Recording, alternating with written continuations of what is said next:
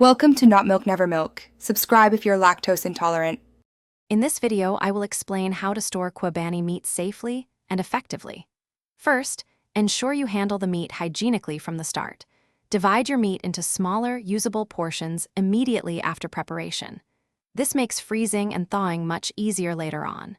Rapidly cool the meat before freezing to prevent bacterial growth and maintain its quality. Following these initial steps is vital for preserving your Qurbani meat. Once your meat is portioned, it's time to freeze it properly.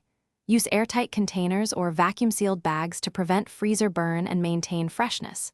Don't forget to label each package with the date it was frozen. This helps you track its shelf life.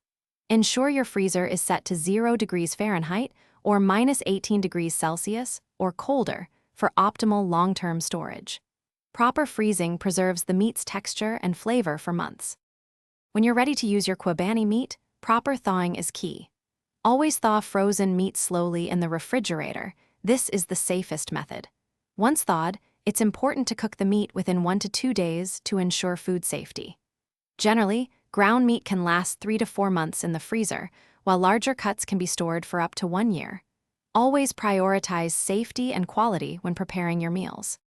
Beyond storage, remember the spirit of Qurbani involves distribution. Ensure you distribute fresh meat promptly to those in need, maintaining strict hygiene throughout the process. This ensures the meat reaches beneficiaries in excellent condition. For those who love to read, check out the new Kindle Paperwhite. It's perfect for reading anywhere, anytime. You can find a link to this and other great deals in the description below. Thank you for watching, and we hope this guide helps you.